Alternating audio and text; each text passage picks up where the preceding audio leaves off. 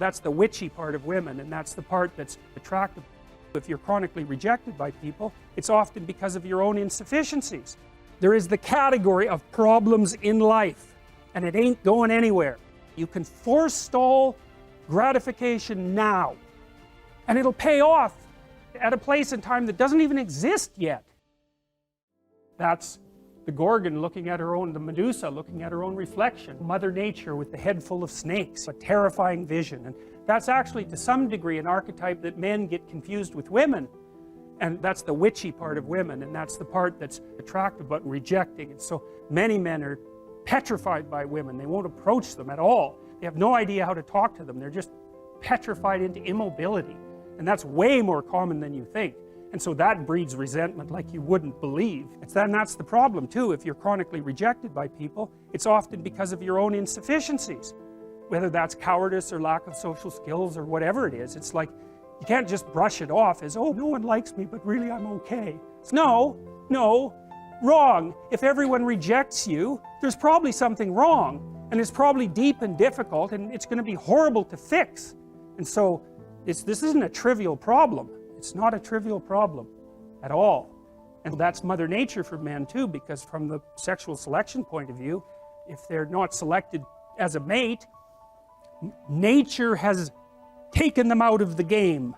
And people don't really like that. They're not that happy with that. But getting all whiny about it and then getting violent, that's just not really very helpful, although it's very common. So, this is Lynn Isabel. An evolutionary arms race between early snakes and mammals triggered the development of improved vision and large brain in primates, a radical new theory suggests. These are old representations. I really like this one. There's this thing that exists, this multi-headed snake, and it's got this infinity problem. It's everywhere. That's that little circle down there. And the problem is, what do you do with it? You cut off one head, 7 more grow.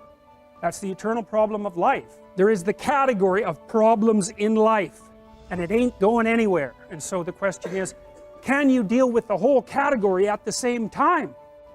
That's the thing. That's how to be in the world, is to deal with that category all at the same time. That's so cool too, because the solution they come up with not only was the heroism that allows you to approach what you're terrified by and what you find offensive and to learn from it, but also the idea of sacrifice, and that was played out by cultures everywhere, including human sacrifice. And you think, what the hell was up with those crazy bastards so long ago? They were sacrificing to gods all the time. What kind of clueless behavior was that? Burn something and please God. Burn something valuable and please God. It's like, what was with them? What were they thinking? They weren't stupid, those people. If they were stupid, we wouldn't be here. They were not stupid, and believe me, they lived under a lot harsher conditions than we do. So those were some tough people, man. So you don't want to be thinking of your ancestors as stupid. There's no real evidence that we're much different cognitively than we were 150,000 years ago. What does that mean, sacrifice? It's a discovery, man. It's the discovery of the future.